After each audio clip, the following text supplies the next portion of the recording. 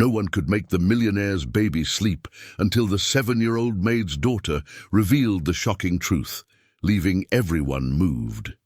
Before we reveal this story, drop a like and tell us where you're watching from and something that gives you hope.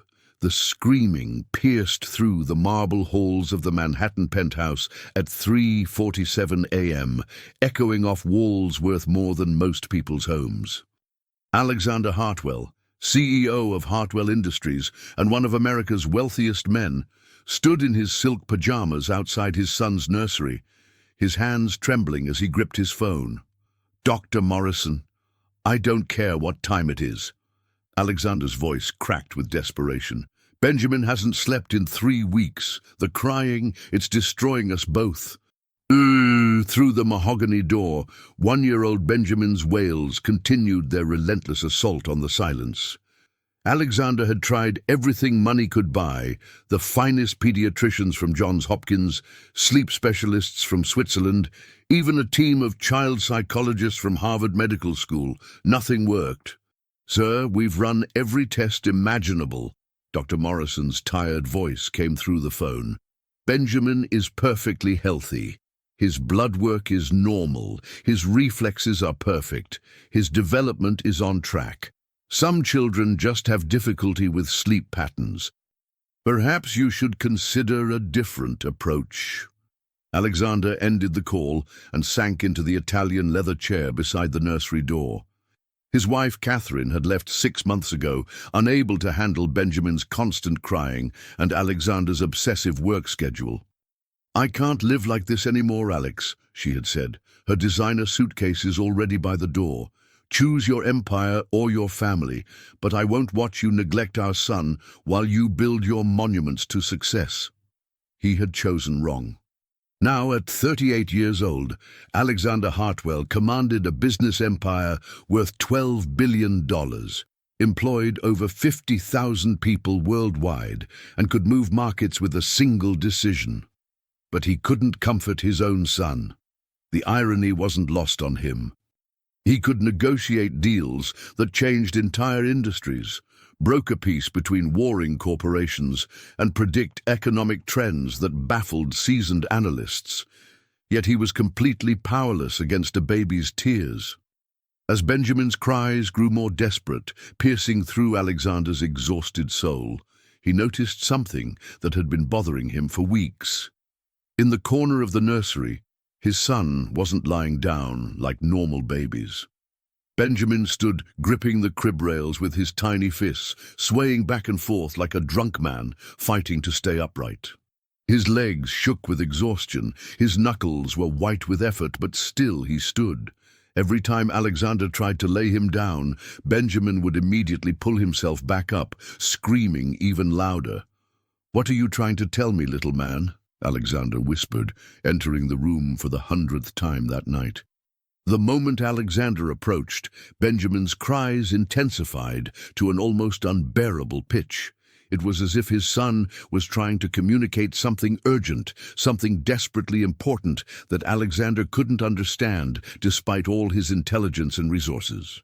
Tomorrow, Alexander decided, as dawn broke over Manhattan's skyline, he would hire someone new, someone who might see what all the experts had missed, someone who could solve the puzzle that was slowly destroying both their lives.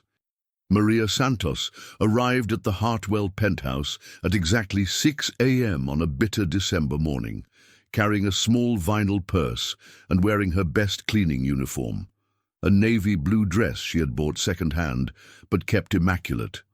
At 31, she had worked as a janitor for 15 years, starting when she was just 16 and Sophia was born. Every penny she earned went towards supporting her 7-year-old daughter, and the Hartwell account was her biggest contract yet, enough to maybe afford Sophia's school supplies and winter clothes this year. "Mrs. Santos," Alexander greeted her in the marble foyer, his eyes bloodshot from another sleepless night. Dark circles shadowed his face, and his usually perfect hair was disheveled. "Thank you for starting so early. I have board meetings all day, including a conference call with Tokyo at 7, and..." He paused as Benjamin's cries echoed from upstairs like a siren that never stopped. "My son has been having some difficulties." Maria nodded respectfully. She had heard about Benjamin's condition from the previous cleaning lady, Mrs. Rodriguez, who quit after 1 week. "That baby never stops crying," Mrs. Rodriguez had warned her. "Rich man thinks money can fix everything, but some things need a woman's touch." "If it's okay, Mr. Hartwell," Maria said carefully, "I brought my daughter Sophia. She's on Christmas break from school, and I couldn't find childcare. My usual babysitter is sick with the flu." Alexander hesitated. His home was his sanctuary, not a daycare. The penthouse held priceless art collections, delicate sculptures, and antique furniture that couldn't withstand curious little hands. But desperation made him flexible, and Maria had come highly recommended by his business partner's wife. "Fine, but keep her quiet and out of the way," Alexander said, already turning toward his home office. "And make sure she doesn't touch anything." As Maria began her work in the sprawling penthouse, 7-year-old Sophia explored the magnificent apartment with wide, curious eyes. She had never seen anything like it. Rooms bigger than their entire apartment in Queens, paintings that looked like they belonged in museums, toys that seemed untouched despite costing more than her mother made in a month. Crystal chandeliers hung from ceilings so high she had to crane her neck to see them, and windows stretched from floor to ceiling, offering views of Central Park that looked like picture postcards. But it was the sound that drew her attention away from all the luxury. The crying from upstairs was different from normal baby sounds. Sophia had helped her Aunt Carmen with her twin babies last summer, so she knew what regular crying sounded like. Hunger cries, diaper cries, sleepy cries. This was something else entirely. This crying sounded like hurt. "Mama!" Sophia tugged at Maria's uniform while her mother scrubbed the granite countertops. "Why is that baby crying like that?" "Shh, mija," Maria whispered, glancing nervously toward Alexander's office, where she could see him pacing while talking on his phone. "Mr. Hartwell's baby is sick. We mustn't disturb them. This job is very important for us." But Sophia couldn't concentrate on her coloring book or the educational games her mother had packed. The crying seemed to call to her, filled with a desperation that made her small heart ache. She knew about desperation. She felt it every time her mother counted coins for groceries, every time kids at school talked about Christmas presents Sophia couldn't have, every time she saw her mother's tired face after working double shifts. Around noon, when Maria was cleaning the upper floor and Alexander was locked in his office during back-to-back conference calls with his European partners, Sophia finally climbed the curved marble staircase. Her small hands traced the ornate banister as she ascended toward the sound that had haunted her all morning. The crying was louder here, coming from a room with a slightly open door decorated with hand-painted murals of jungle animals. Sophia peered inside and gasped at what she saw. The nursery was like something from a fairy tale. Walls painted with elephants and giraffes, a ceiling that looked like a sky with fluffy white clouds, toys worth thousands of dollars arranged perfectly on custom shelves. But in the center of this paradise, baby Benjamin stood in his imported Italian crib, gripping the rails so tightly his tiny hands were red and trembling. That wasn't what shocked Sophia most, though. It was his position, the desperate way he swayed back and forth, the determined look in his tear-filled eyes as he fought to stay upright, the way his whole little body seemed to scream silently that lying down was not an option. Sophia had seen this exact stance before. "Mama always stood like that," Sophia whispered to herself, remembering her beloved grandmother Elena during those final months before she died last winter. Abuela Elena had suffered from terrible arthritis in her hips and knees, but she would stand for hours in their small apartment because sitting or lying down made the pain unbearable. "Mija," Sophia remembered her grandmother saying with tears in her eyes, "Sometimes the body hurts so much that standing is the only way to make it stop. I know it looks silly, but it's the only thing that helps." Benjamin noticed Sophia through his tears, and his cries changed, not louder but more urgent, more focused, as if he was trying to tell her something important. He reached one trembling hand toward her while maintaining his death grip on the rail with the other. Sophia approached the crib slowly, the way her mother had taught her to approach hurt animals in their neighborhood. "Hi, baby," she said softly in English, though Spanish felt more natural to her 7-year-old tongue. "I'm Sophia. Are you hurting somewhere?" Benjamin's cries immediately softened to desperate whimpers, his dark eyes fixed on this small girl who seemed to understand something all the adults had missed. He leaned toward her voice, still standing but no longer swaying with exhaustion. Sophia looked around the luxurious nursery with new eyes. Everything was perfect. The imported crib with organic cotton sheets, the temperature-controlled room, the air purification system, the soft lighting designed by specialists. But something was wrong, something that reminded her of the nights she had spent watching her grandmother pace their small living room. "Mama," Sophia had asked last Christmas Eve while Elena stood by the window, "why does Abuela always stand up at night?" "Sometimes when people hurt inside their bones, standing up helps the pain go away," Maria had explained gently, stroking Sophia's hair. "Lying down makes it press on the parts that hurt. Your abuela is very brave, but her body is tired and sore." Now, looking at Benjamin's desperate stance, Sophia wondered if babies could hurt the same way old people did. She reached through the crib slats and gently touched Benjamin's small hand. His crying stopped completely. The sudden silence in the penthouse was so profound that Alexander looked up from his financial reports, momentarily confused. Benjamin's crying had become such a constant soundtrack to his life that its absence felt almost supernatural. He listened carefully, expecting the wails to resume at any moment, but heard only the gentle hum of the building's ventilation system. Upstairs, Sophia whispered to Benjamin, "You hurt when you lie down, don't you, baby?"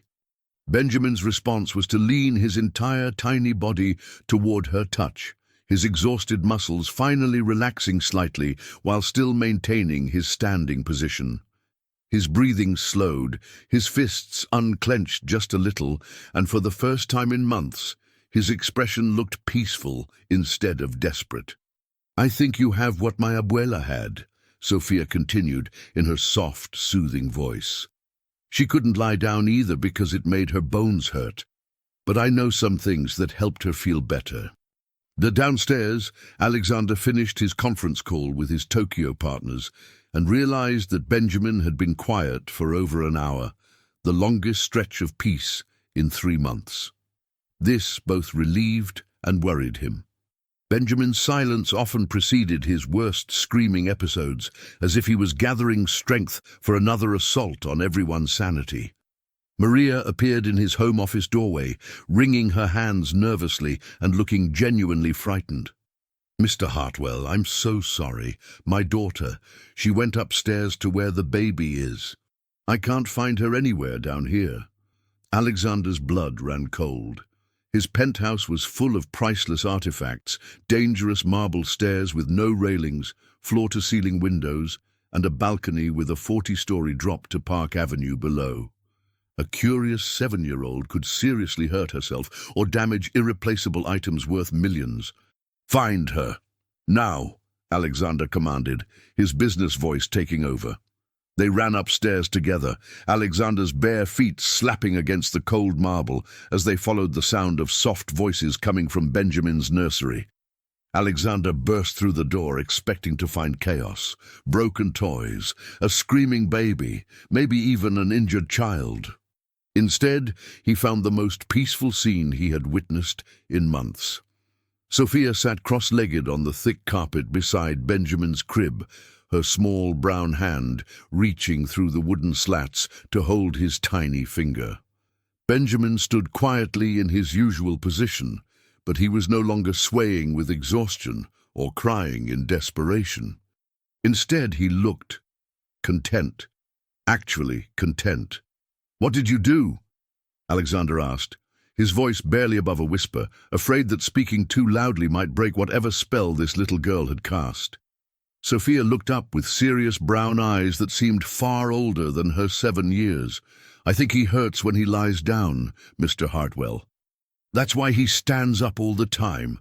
My abuela had the same problem before she went to heaven."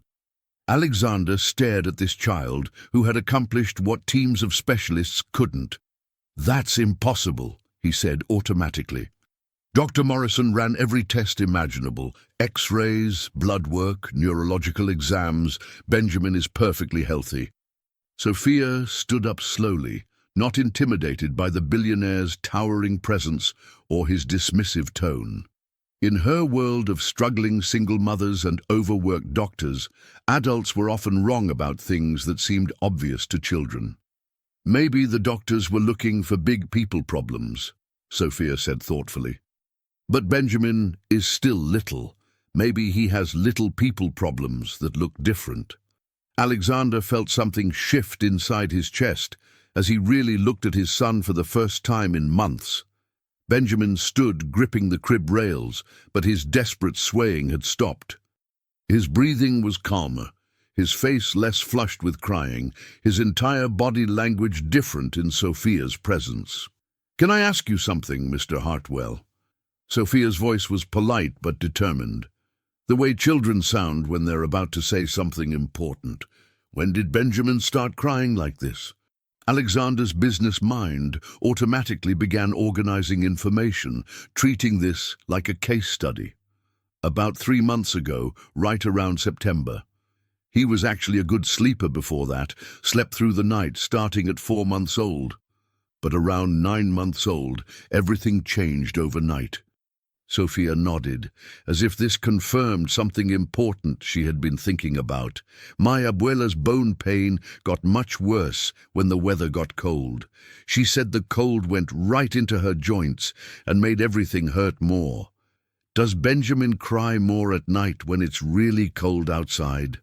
The observation hit Alexander like a physical blow, knocking the breath from his lungs. He had been so focused on medical explanations, so certain that money and expertise could solve any problem, that he hadn't noticed the obvious patterns. Benjamin's worst nights, the ones that lasted until dawn, the ones that had driven Catherine away, had indeed coincided with New York's autumn cold snaps and the brutal December freeze that had gripped the city. "But he has heated floors in his room," Alexander protested weakly, gesturing toward the expensive, radiant heating system beneath the marble tiles. "The temperature is controlled to exactly 72 degrees. "Not everywhere, though," Sophia pointed out with the logic of someone who had lived in drafty apartments her whole life. She walked to the nursery's sitting area, where Alexander often paced during Benjamin's crying fits, knelt down, and placed her small palm flat on the floor. "This is really cold, even with socks on. And when you walk around carrying Benjamin, you walk on the cold parts too." Alexander knelt beside her and immediately felt the difference that his expensive shoes and adult body mass had protected him from noticing. The marble floors that impressed his business associates and looked magnificent in architectural magazines were like sheets of ice against his palm, even with the room's heating system running constantly. He thought about all those nights he had walked Benjamin around the penthouse, pacing on these same cold floors, never considering that the chill might be seeping into his son's small body through his pajamas and blanket, never imagining that every step might be making Benjamin's discomfort worse. Maria watched from the doorway, proud of her daughter's insight, but terrified of overstepping boundaries. The Hartwell account represented financial security for their little family, and Sophia's boldness could cost them everything. But she couldn't deny that her daughter had somehow accomplished what the most expensive doctors in Manhattan couldn't. "Sophia, mija, we should let Mr. Hartwell rest now," Maria said softly, trying to extract them before Sophia said something that might offend their wealthy employer. But Alexander held up his hand, his expression intense with the focused attention he usually reserved for billion-dollar negotiations. For the first time in months, Benjamin was quiet, and this 7-year-old girl seemed to hold the key to understanding his son's mysterious suffering. "No, please don't go," Alexander said, his voice humble in a way that would have shocked his board of directors. "Tell me more about your grandmother. What helped her pain?" Sophia looked to her mother for permission, receiving a small, uncertain nod. Maria had taught her daughter to be respectful to adults, especially wealthy ones who could change their lives, but she had also taught her to be helpful when she could. "Abuela always took really warm baths before bed," Sophia explained carefully, her young voice serious with the weight of memory. "Not just regular warm, but really, really warm water, with special salts that smelled like medicine. And afterward, she had this cream that she rubbed on her legs and arms where it hurt most." Alexander felt his heart rate quicken with something he hadn't experienced in months: hope. "Would you like to help me give Benjamin a bath?" he asked, surprising himself with the request. He had never asked anyone for help with his son, too proud to admit his failures as a father, too convinced that his intelligence and resources should be enough. Sophia's face lit up with genuine excitement. "Really? I helped my Aunt Carmen with her twins last summer when they stayed with us.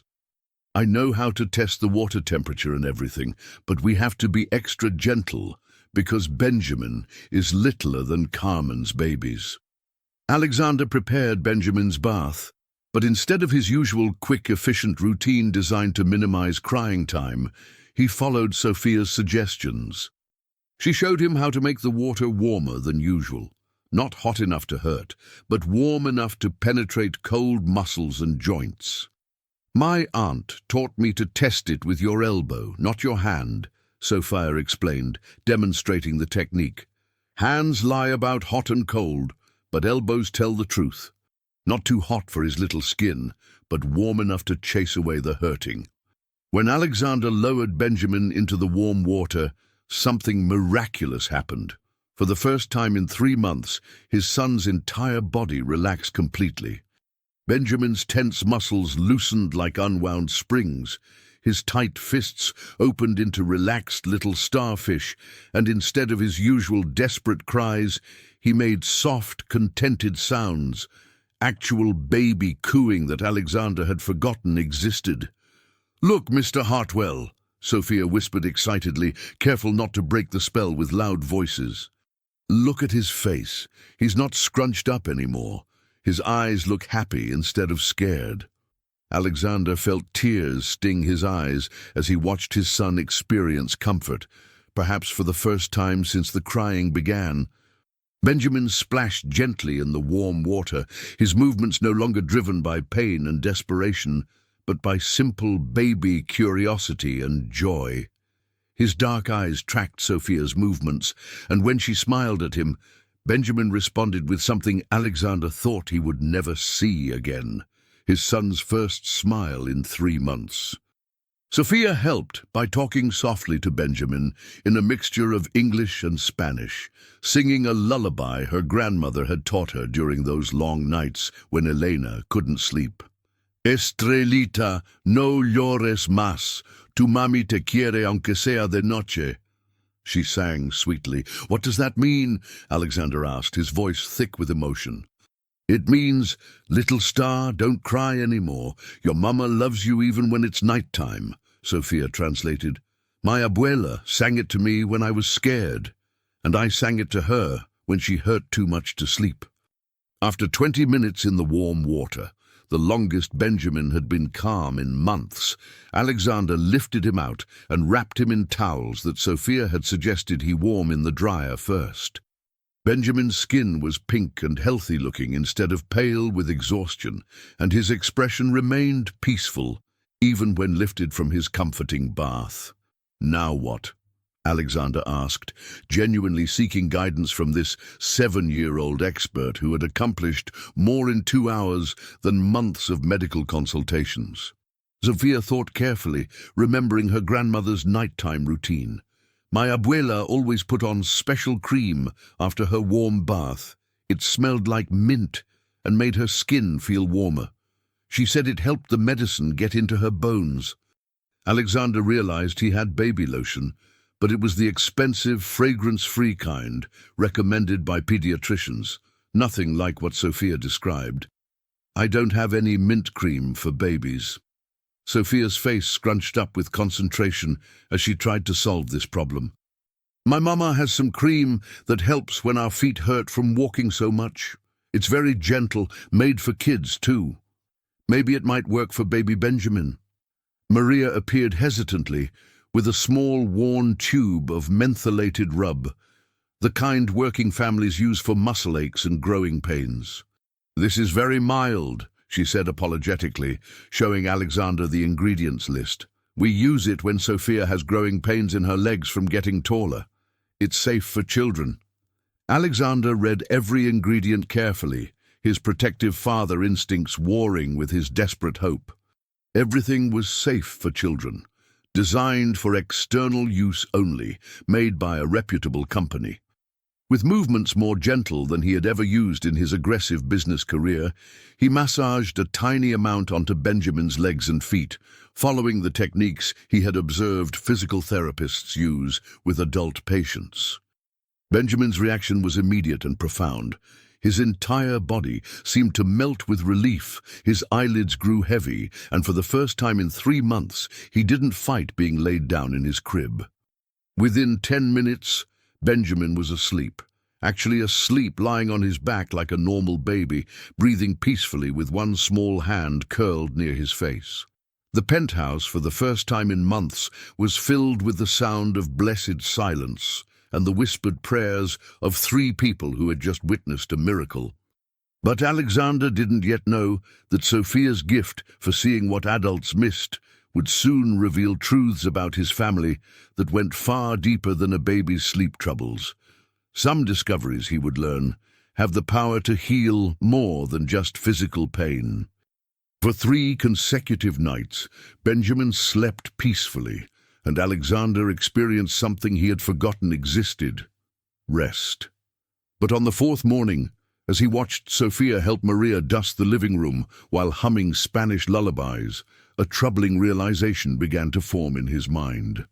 "Sophia," Alexander said, approaching the 7-year-old who had become Benjamin's unlikely savior, "I need to ask you something important.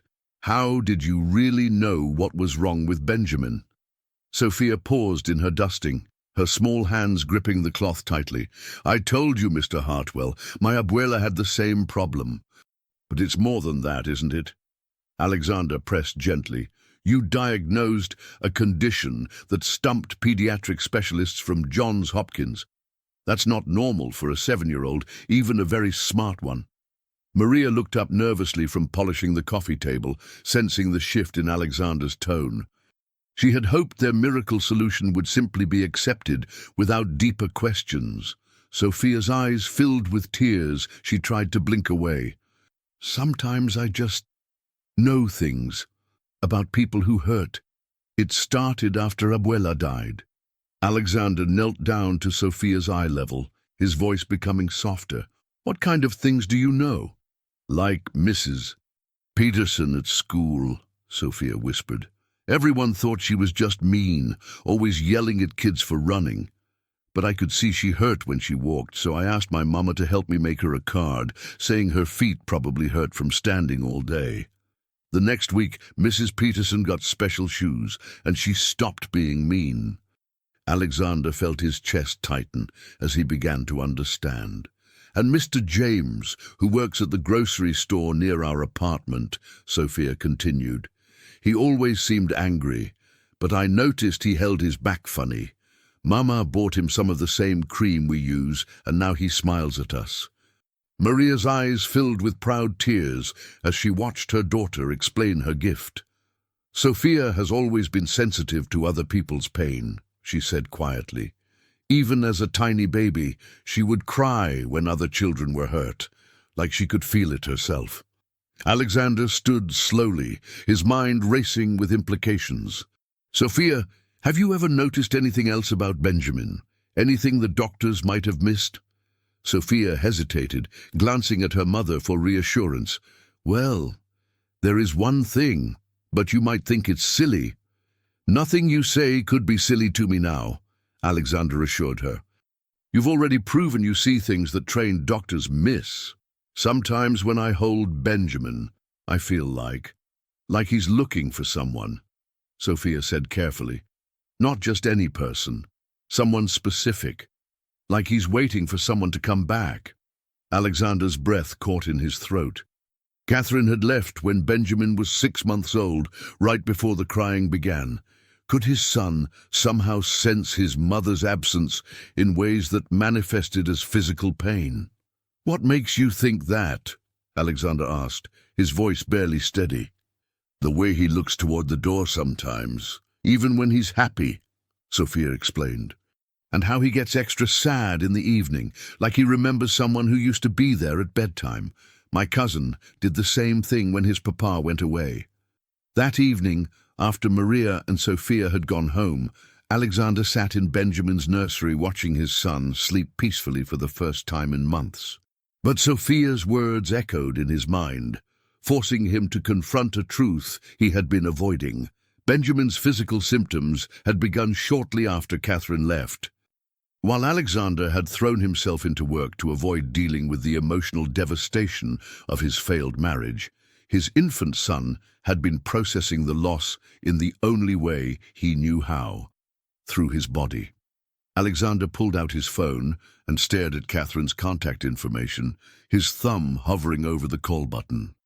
They hadn't spoken since the divorce papers were signed. She had moved to San Francisco to be closer to her sister, claiming she needed distance from the life that had suffocated her in New York. But what if Benjamin needed his mother to fully heal? What if Sophia's miraculous intervention was only treating the symptoms of a deeper wound? As he watched Benjamin's peaceful breathing, Alexander made a decision that terrified him more than any business negotiation ever had. Tomorrow, he would call Catherine. The phone rang 4 times before Catherine's familiar voice answered, cautious and surprised. "Alex, is everything okay? Is Benjamin hurt?" Alexander gripped the phone tighter, standing in his home office while Benjamin napped upstairs under Sophia's watchful care. He's actually better, much better. But I need to tell you about something that happened, and I think you should know about it. "I'm listening," Catherine said, her voice softening with the maternal concern that had never really disappeared despite their bitter divorce. Alexander explained everything. The months of sleepless nights, the failed medical consultations, Sophia's incredible insight, and Benjamin's miraculous recovery. As he spoke, he could hear Catherine crying softly on the other end of the line. "Oh God, Alex," Catherine whispered. "All this time, I thought I was protecting myself by staying away. I told myself Benjamin was too young to remember me, that he'd be better off without a mother who couldn't handle the pressure of your lifestyle. The little girl who figured out what was wrong," Alexander continued carefully, "she said something that's been haunting me. She thinks Benjamin is waiting for someone to come back. She thinks he senses your absence." The silence on the phone stretched for long moments before Catherine spoke again, her voice thick with guilt and longing. "I've wanted to call so many times. I've written him letters I never sent, bought presents I never shipped. I kept telling myself it was better to make a clean break, but I dream about him every night. I wake up reaching for him, forgetting he's not here. Alex, I made a terrible mistake. I was so overwhelmed by trying to be the perfect wife for your perfect life that I forgot how to be a mother to our son."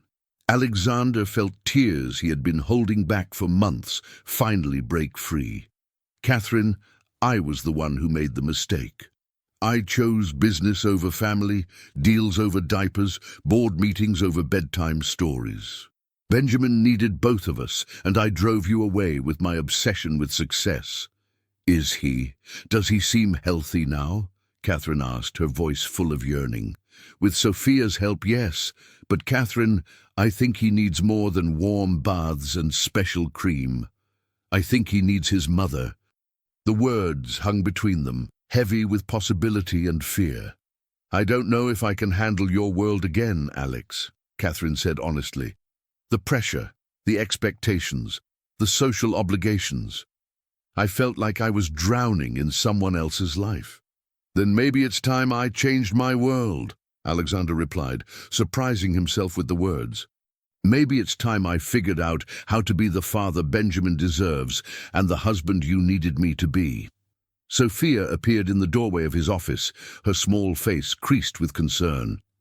Mr. Hartwell? Benjamin is awake and he's making different sounds. Not crying, but calling sounds. Alexander's heart rate quickened. Catherine, can you stay on the line for a moment, I think? I think Benjamin might sense that we're talking about you. He followed Sophia upstairs to the nursery, phone still pressed to his ear. Benjamin stood in his crib, not in the desperate, pained way he used to, but with alert curiosity. When he saw Alexander with the phone, he reached toward it with both hands, making soft cooing sounds that seemed almost like questions. Catherine, Alexander whispered, I'm going to put you on speaker. Just talk to him. Benjamin? Catherine's voice filled the nursery, trembling with emotion. Baby boy, it's Mama. I'm so sorry I've been away. I love you so much. Benjamin's reaction was immediate and profound. His entire face lit up with recognition, his arms reached toward the phone, and he began making excited baby sounds, not cries, but joyful babbling that sounded almost like conversation. Oh my God, Catherine sobbed through the phone. He remembers me. After all this time, he remembers my voice. Sophia watched with wise eyes as Benjamin responded to his mother's voice with pure happiness. Mr. Hartwell, she whispered, I think Benjamin's hurt wasn't just in his body. I think his heart was broken too. Alexander looked at this remarkable 7-year-old who had not only diagnosed his son's physical condition, but had also identified the deeper emotional wound that needed healing. Catherine, Alexander said, his voice thick with emotion, would you consider coming home? 3 days later, Alexander stood in JFK Airport's arrivals terminal, holding Benjamin while Sophia clutched his free hand. Maria waited nearby, having insisted on coming to support Sophia, who had become emotionally invested in Benjamin's reunion with his mother. What if she doesn't like me anymore? Sophia whispered, her usual confidence replaced by 7-year-old anxiety. What if she thinks I was bad for taking care of her baby? Alexander squeezed Sophia's hand gently. Sophia, you saved Benjamin's life. Any mother would be grateful beyond words for what you've done. When Catherine emerged from the security checkpoint, Alexander barely recognized the woman he had married. Gone were the designer clothes and perfectly styled hair. Instead, she wore simple jeans and a sweater, her blonde hair pulled back in a casual ponytail, her face free of the heavy makeup she used to wear to corporate events. She looked younger, more relaxed, but also nervous as her eyes searched the crowd. The moment Catherine saw Benjamin, she stopped walking entirely. Her hands flew to her mouth as tears streamed down her face. Benjamin, who had been contentedly babbling in Alexander's arms, suddenly went very still, his dark eyes fixed on his mother with an intensity that made everyone around them hold their breath. "Hello, baby boy," Catherine whispered, approaching slowly. "I'm so sorry Mama went away." Benjamin studied his mother's face for a long moment, then reached toward her with both arms, making urgent sounds that clearly meant, "Pick me up right now." When Catherine took Benjamin in her arms, something magical happened. Benjamin melted into her embrace with a completeness that Alexander had never seen, even during his best moments with his son. It was as if a missing piece of Benjamin's soul had suddenly clicked back into place. "This is Sophia," Alexander said, gently guiding the shy 7-year-old forward. Sophia is the little girl who figured out what was wrong with Benjamin when no one else could. Catherine looked down at Sophia with eyes full of tears and gratitude. Sophia, I don't know how to thank you. You gave me back my son. Sophia looked up at Catherine seriously. I just listened to what Benjamin was trying to say. He was telling everyone he hurt, but he was also telling everyone he missed you. Catherine knelt down, still holding Benjamin, so she was at Sophia's eye level. How did you know to listen so carefully? My abuela taught me that people hurt in different ways, Sophia explained. Sometimes they hurt in their bodies, and sometimes they hurt in their hearts. Benjamin hurt both ways, but the heart hurt was making the body hurt worse. Catherine reached out and hugged Sophia with her free arm, pulling her into their family circle. Sophia, you're an angel, an absolute angel. On the ride back to Manhattan, Benjamin sat in his car seat between his parents, holding Catherine's finger with one hand and reaching towards Sophia with the other, as if he needed to maintain physical contact with everyone who had helped bring his family back together. Alex, Catherine said quietly, I need you to know that coming back doesn't automatically fix everything between us. We have a lot to work through. Alexander nodded, understanding. I know. But maybe we can work through it together this time, instead of running away from the problems. Sophia, listening from her seat beside Maria, spoke up with the wisdom that continued to amaze the adults around her. My mama says the best families aren't the ones that never have problems. They're the ones that fix their problems together. Catherine turned to look at Sophia with amazement. How did you become so wise at 7 years old? Sophia shrugged. When you don't have much money, you learn that people are more important than things, and when people you love hurt, you learn to pay attention so you can help them feel better. That evening, as they settled Benjamin into his crib for the night, Catherine insisted that Sophia help with the bedtime routine. You know what makes him comfortable better than anyone, Catherine said. Will you teach me?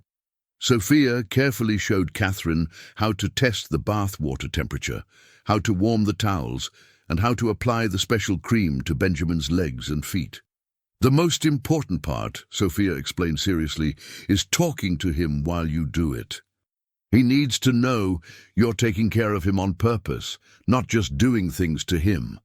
As Benjamin drifted off to sleep between his parents, with Sophia curled up in a chair nearby, reading him a picture book in both English and Spanish, Alexander realized that his family had grown in ways he never could have imagined. Sometimes he thought the most valuable things in life came from the most unexpected sources. 2 weeks after Catherine's return, the Hartwell family had settled into a new routine that looked nothing like their old life. Alexander had shocked his board of directors by announcing he was scaling back his involvement in day-to-day operations to focus on his family. Catherine had started seeing a therapist to work through the anxiety that had driven her away. And Sophia had become an unofficial member of their household, arriving each morning with Maria and staying to help with Benjamin's care. But on a snowy Tuesday morning in January, Sophia made a discovery that would change everything they thought they knew about Benjamin's condition. Mr. Hartwell, Mrs. Hartwell, Sophia called from the living room, her voice unusually urgent. Can you come here, please? Alexander and Catherine found Sophia kneeling on the floor beside Benjamin, who was sitting up playing with his blocks. But Sophia wasn't watching Benjamin. She was staring at a photograph that had fallen behind the coffee table, probably during one of Maria's deep cleaning sessions. I found this when I was getting Benjamin's ball, Sophia said, holding up the photograph. But I don't understand something. Catherine gasped when she saw the photo. It was from Benjamin's first birthday party, taken just 2 weeks before she had left. In the picture, Catherine was holding Benjamin while he reached towards something outside the camera's frame. What don't you understand, sweetheart? Catherine asked, sitting down beside Sophia. In this picture, Benjamin looks exactly like he did when I first met him, Sophia said, pointing to Benjamin's face in the photograph. See how his eyes look sad and far away, even though it's his birthday party. And look at his hands. They're making tight fists, just like he did in his crib. Alexander and Catherine examined the photo more carefully. Sophia was right. Even at his birthday celebration, surrounded by expensive decorations and presents, Benjamin looked uncomfortable and tense. "Sophia," Alexander said slowly, "are you saying Benjamin was already showing signs of distress before his mother left?" Sophia nodded thoughtfully. "I think maybe Benjamin was hurting for a longer time than anyone realized. Maybe Mrs. Catherine leaving made it worse, but it didn't start the hurting." Catherine's face went pale. "Oh my God, I thought his fussiness at the birthday party was just from being overwhelmed by all the people.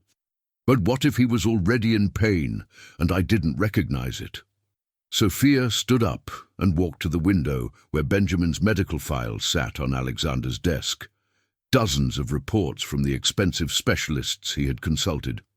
"Mr. Hartwell, can I ask you something? When did Benjamin start walking?" He hasn't started walking yet," Alexander replied. "Dr. Morrison said some babies don't walk until 15 or 16 months, so we weren't worried." Sophia's eyes widened with sudden understanding. "But Benjamin is 13 months old now, and in this picture from his birthday he was 12 months old. Most babies start trying to walk around their first birthday." Catherine and Alexander exchanged worried glances. "What are you thinking, Sophia?" Catherine asked.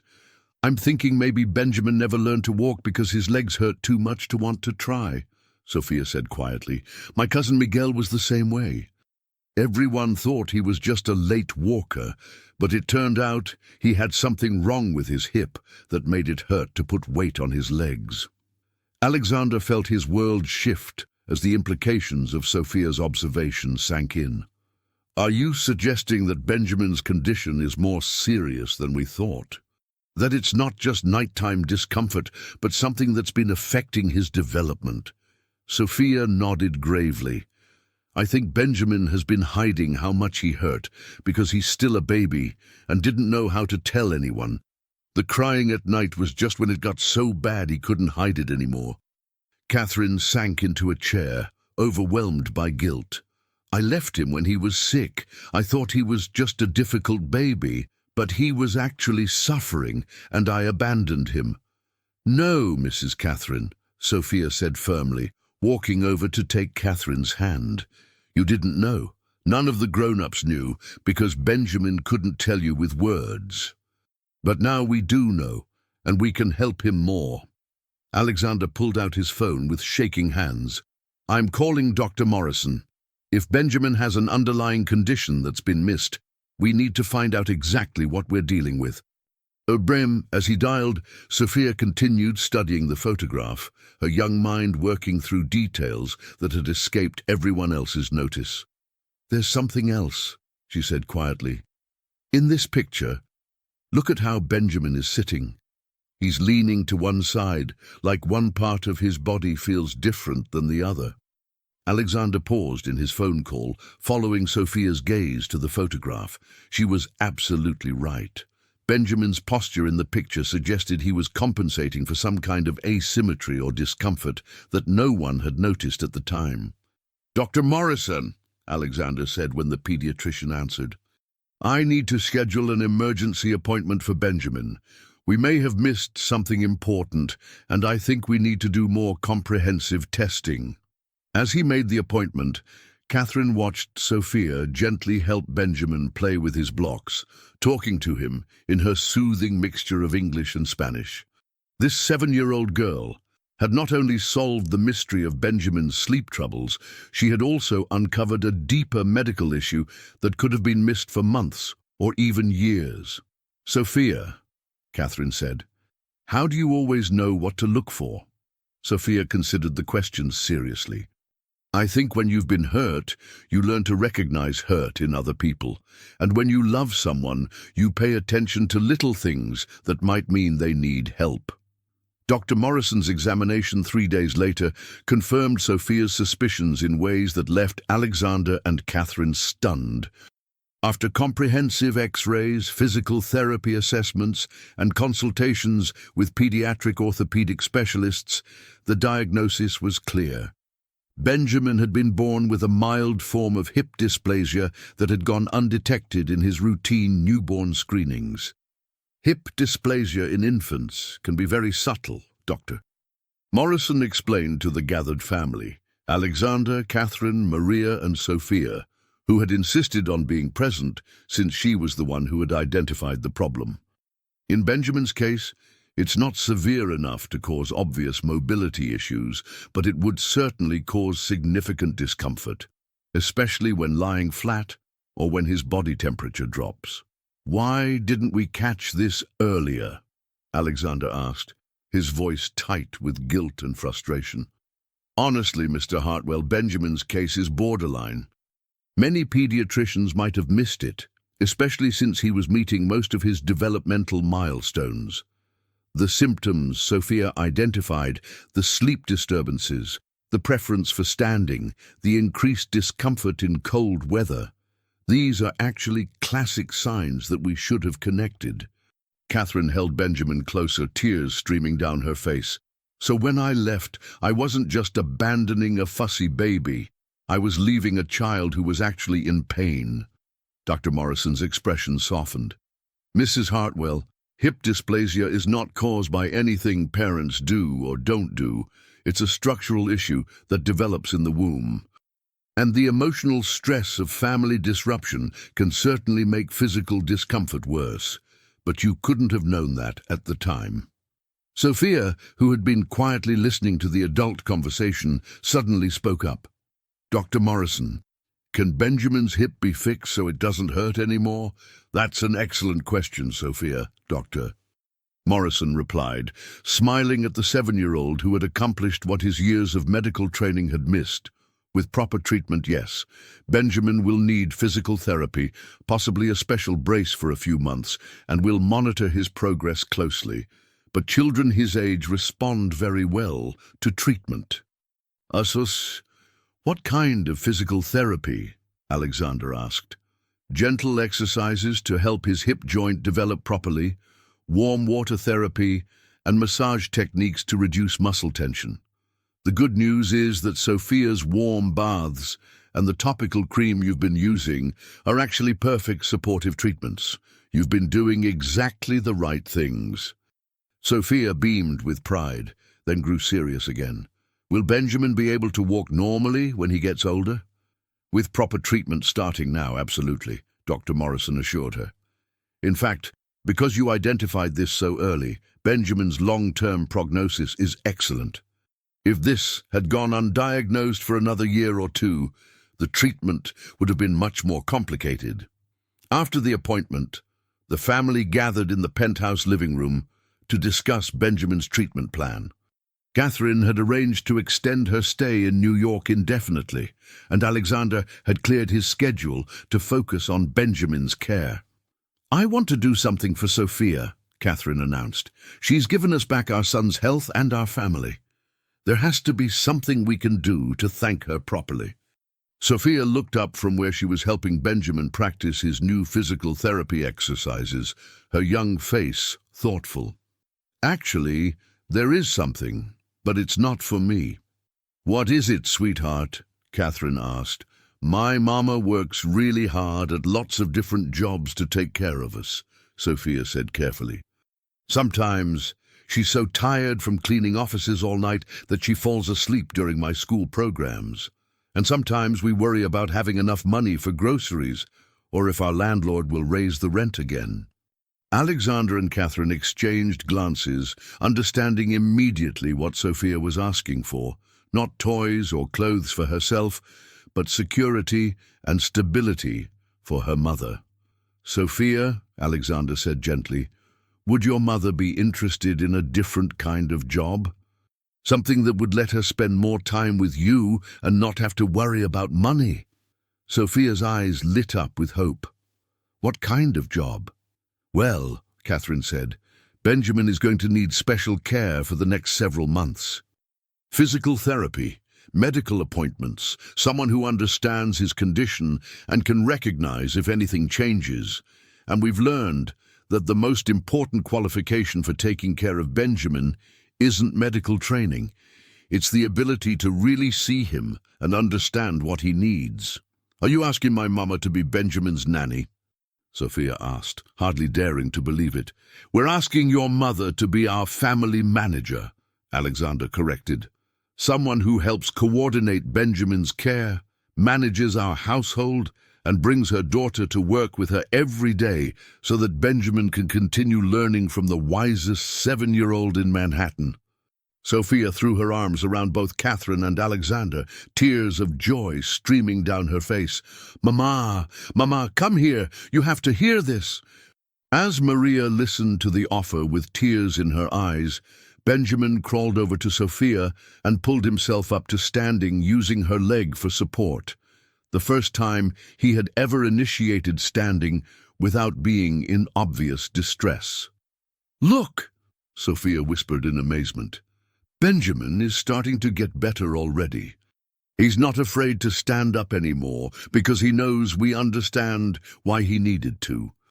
Dee, watching her son take his first pain-free steps toward recovery, surrounded by the people who had saved him through love and attention rather than money and prestige, Catherine realized that sometimes the most profound healing comes not from medicine, but from being truly seen and understood by those who care about you most.